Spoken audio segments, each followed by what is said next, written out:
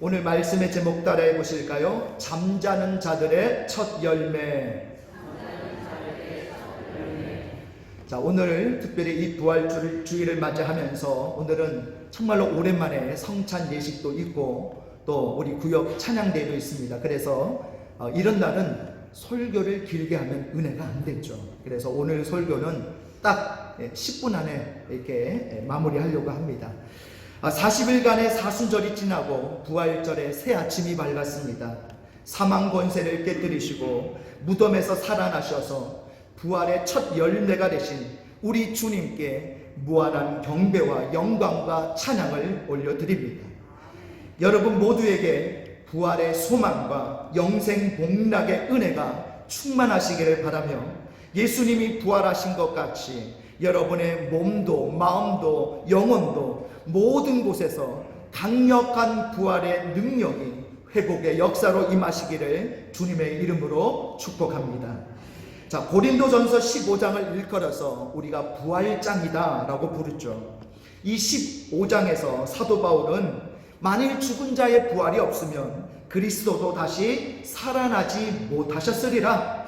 그리스도께서 만일 살아나지 못하셨으면 우리가 전파하는 것도 헛것이요 또 너희 믿음도 헛것이며 너희가 여전히 죄 가운데 있을 것이요 그리스도 안에서 잠자는 자도 망하였으리니 만일 그리스도 안에서 우리가 바라는 것이 다만 이 세상의 삶뿐이면 모든 사람 가운데 우리가 더욱 불쌍한 자이리라 라고 그렇게 말씀합니다. 사도 바울의 이 말을 그대로 받아들인다면 기독교에서 부활이라는 의미는 그야말로 all, 전부 아니면 nothing, 아무것도 아닌 것이 되는 거죠. 사도 바울은 최종적으로 부활 사건을 이렇게 정의하고 있습니다. 오늘 본문의 말씀이죠.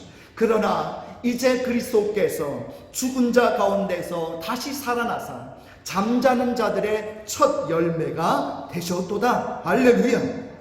여러분, 이 말씀의 의미는 그리스도께서 부활하셨기 때문에 예수님을 구원자로 믿는 이 믿음이라는 것이 결코 헛된 것이 아니며 우리는 이제 더 이상 죄의 노예가 아니고요 그리스도를 믿다가 이미 죽은 자들도 반드시 다시 부활하게 될 것이며 부활을 믿는 우리는 이 세상의 모든 사람 가운데 가장 행복한 사람들이다 라는 그런 뜻이 이 안에 다 담겨져 있는 겁니다.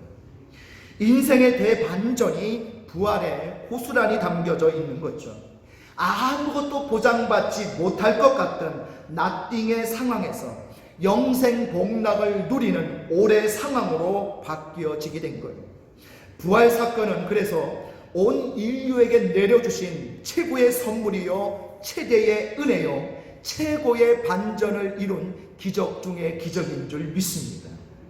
자, 누가복음의 기록을 보면요 예수님이 부활하시고 제자들에게 두 마디의 말씀을 하십니다. 누가복음 24장 36절에 보니까 너희에게 평강이 있을지어다 라고 말씀하시고 누가복음 24장 38절에서 어찌하여 두려워하며 어찌하여 마음에 의심이 일어나느냐 라는 말씀을 하셔요. 우리 주님이 부활하신 이유가 바로 이 두 가지 선물을 우리에게 주시기 위함이다라는 거예요. 첫 번째는 우리가 이 세상을 살아가는 동안 어떤 상황 속에서도 마음의 평강을 누리고 살아가게 하시려는 것이고 두 번째는 부활하신 우리 주님이 나와 항상 함께 하심으로 모든 두려움과 모든 고통과 문제를 물리치고 어떤 상황에서도 절대로 부활 영생을 의심하지 않는 확고부동한 믿음으로 살아가게 도와주신다는 것입니다. 부활의 첫 열매가 되신 우리 주님을 순전하게 받아들이는 사람들은 일평생 평안과 믿음 속에 살아갈 수 있다는 거예요. 여러분 모두에게 다시 한번 이 부활의 은혜와 능력이 풍성하게 임하시기를 축복하며 일평생 우리 주님과 동행하시며 평안 속에서 믿음 속에서 하나님 나라를 향하여 기쁨으로 전진하시기를 축복합니다. 만약 내 주변에서 어떤 사람이 죽었다가 다시 살아났다는 소문이 들리면 그 사실을 곧이곧대로 믿는 사람은 거의 없을 겁니다. 자기 눈으로 직접 확인하지 않고는 그런 소문을 100% 믿는다는 것이 거의 불가능하죠. 예수님께서 무덤에서 3일 만에 다시 살아나셨다는 소문이 예루살렘에 급속도로 퍼져가기 시작했습니다. 막달라 마리아가 부활하신 예수님을 직접 보았다는 소문도 들렸고, 무덤에 들렸던 여인들 또한 부활하신 예수님을 보았다는 소문이 들려왔습니다. 이 소문을 들은 제자들은 어떻게 반응했을까요? 아무도 믿지 않았다는 거예요. 모두가 의심했습니다. 예수님과 함께 동고동락했던 제자들조차도 자신의 두 눈으로 부활하신 예수님을 보지 않고는 도저히 믿을 수가 없었습니다. 그러나 여러분들은 부활하신 예수님을 믿으시죠? 아멘으로 대답하시는 여러분의 믿음이 대단한 믿음이십니다.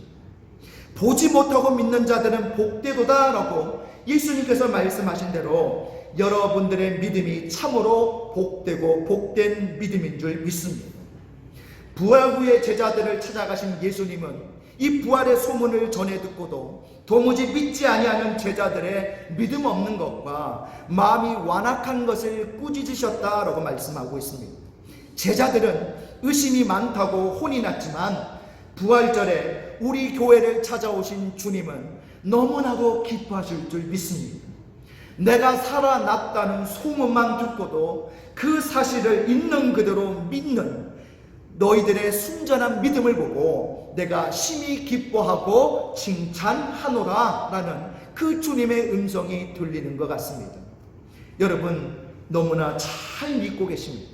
계속 부활의 영광과 은혜 가운데 하나님 나라를 향해 늘 전진하시기를 바랍니다. 두려워하고 의심했던 제자들이지만 그들은 부활하신 예수님을 직접 만나서 눈으로 보게 되었고 40일 동안 이 부활의 주님과 함께 지내면서 예수님을 진정으로 하나님의 아들이요 구원자로 영접하게 됩니다. 이렇게 부활하신 주님을 직접 만나보는 경험이 있어야만 진짜 믿음의 사람으로 변화가 일어나는 거죠. 초대교회 순교자들이 마지막으로 남긴 유언을 다 종합해보면 이런 유언을 남겼음을 알 수가 있습니다. 내가 내 두 눈으로 죽음에서 다시 살아나신 그리스도를 똑똑히 보았는데 그분이 나를 찾아오셔서 일생 동안 내 곁에 함께 계시면서 한 번도 나를 떠나신 적이 없었는데 내가 어떻게 그분을 부인할 수 있겠습니까? 나는 부활하신 주님을 결코 부인할 수 없습니다. 여러분 참으로 존경스러운 유언이 아닐 수 없습니다. 믿음이라는 것은 부활하신 주님을 직접 만나야만 비로소 완성이 됩니다. 부활하신 주님을 만나야만 믿음이 반석 위에 굳건하게 자리 잡고 흔들리지 않을 수 있습니다. 부활하신 주님을 만나야만 예수님이 구원자라는 사실을 다른 사람에게 담대하게 전할 수 있습니다. 부활하신 주님을 만나야만 죽음도 두려워하지 않고 충성하고 헌신하면서 영생의 나라를 향해 당당하게 전진해 갈 수 있습니다. 부활이 아니고서는 이 모든 것이 이루어질 수 없는 것입니다. 부활절 아침에 여러분을 주님의 이름으로 축복합니다. 우리 교회 모든 성도들에게 성령 충만의 은혜가 임하시기를 축복합니다. 부활하신 예수님이 보이는 영안이 열려지시기를 축복합니다. 내가 예수님을 죽인 죄인이라는 이 참회와 회개가 날마다 일어나시기를 축복합니다. 다시 사신 예수님이 나의 구원자, 나의 주님 되심을 날마다 고백하시기를 축복합니다. 그리고 부활의 복음의 능력이 우리 모두에게 임하여 내 가족과 내 이웃에게 복음을 전하는 축복의 통로로 사용되시기를 축복합니다. 예수님은 죽으셨지만 하나님이 다시 살려내셨습니다. 우리의 몸도 언젠가는 죽겠지만 예수님이 반드시 우리를 다시 살려주실 줄 믿습니다. 굳게 믿고 소망하고 부활의 증인으로 하나님 나라를 향하여 승리의 길, 기쁨과 평안의 길을 걸어가는 우리 모두가 되시기를 주님의 이름으로 축복합니다.